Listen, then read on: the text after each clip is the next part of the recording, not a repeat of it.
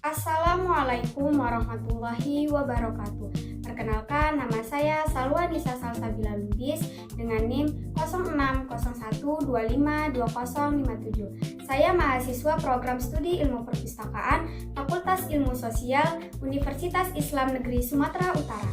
Pada video ini, saya akan membahas aktualisasi nilai-nilai pendidikan kewarganegaraan dalam kehidupan sehari-hari dengan tema Sistem Politik dan Kebijakan Negara.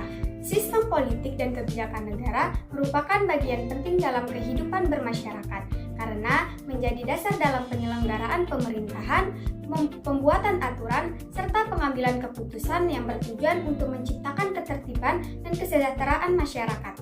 Sebagai warga negara, kita tidak hanya memiliki hak untuk menikmati hasil dari kebijakan tersebut, tetapi juga memiliki kewajiban untuk mematuhi peraturan, berpartisipasi dalam kehidupan demokrasi, serta mendukung kebijakan yang memberikan manfaat bagi kepentingan bersama. Sebagai mahasiswa ilmu perpustakaan, kita juga memiliki peran penting dalam meningkatkan literasi informasi. Dengan membiasakan membaca, memanfaatkan perpustakaan, dan menggunakan informasi secara bijak, kita dapat menjadi warga negara yang lebih kritis, bertanggung jawab, dan tidak mudah terpengaruh oleh informasi yang belum terbukti kebenarannya. Melalui video ini, saya akan menampilkan beberapa contoh perilaku positif dan perilaku negatif yang berkaitan dengan sistem politik dan kebijakan negara dalam kehidupan sehari-hari. Belajar di kelas. Pada adegan ini, saya sedang mengikuti proses pembelajaran di kelas. Sebagai mahasiswa, belajar merupakan salah satu tanggung jawab dalam meningkatkan pengetahuan dan wawasan.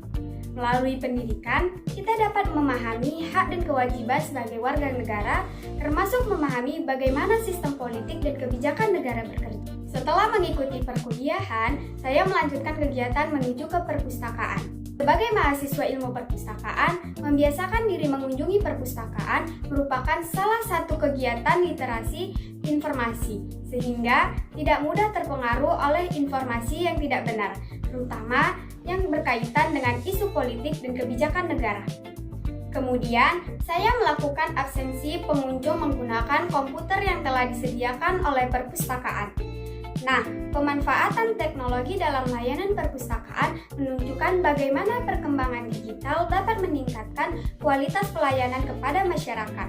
Hal ini juga mengajarkan kita untuk menggunakan teknologi secara bijak dan bertanggung jawab dalam memperoleh informasi.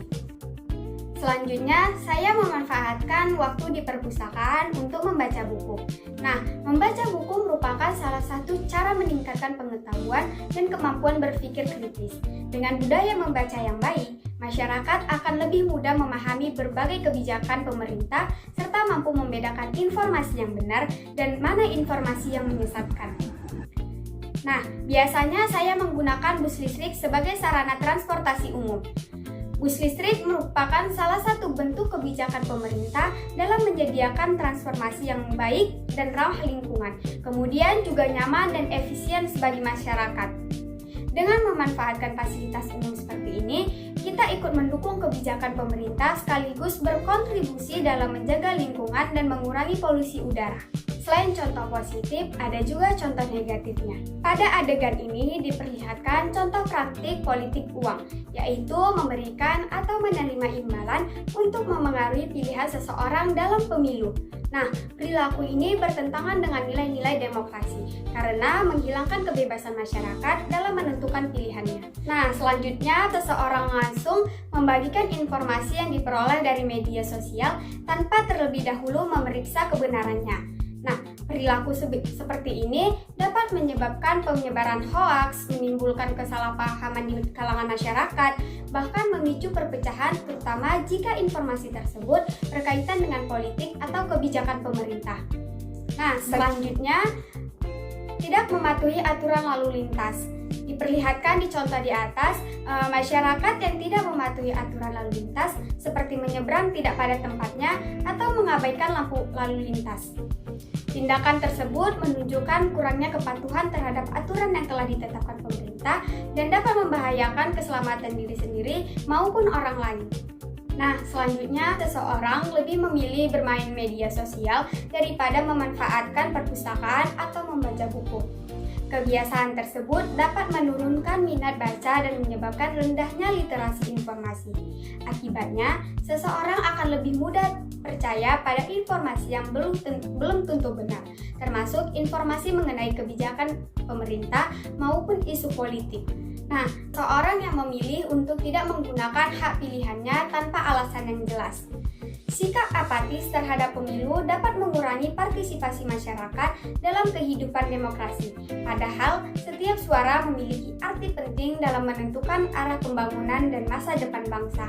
Oleh karena itu, setiap warga negara yang bertanggung jawab, kita sebaiknya menggunakan hak pilih dengan bijaksana berdasarkan informasi yang benar dan dapat dipercaya. Berdasarkan contoh-contoh yang telah saya tampilkan, dapat disimpulkan bahwa sistem politik dan kebijakan negara tidak hanya menjadi tanggung jawab pemerintah, tetapi juga membutuhkan partisipasi aktif dari seluruh warga negara. Mari bersama-sama menjadi warga negara yang cerdas, kritis, dan bertanggung jawab, serta aktif mendukung terwujudnya Indonesia yang baik. Terima kasih atas perhatian teman-teman dan Bapak Dosen Ahmad Fernanda Deski, MSI. Wassalamualaikum warahmatullahi wabarakatuh.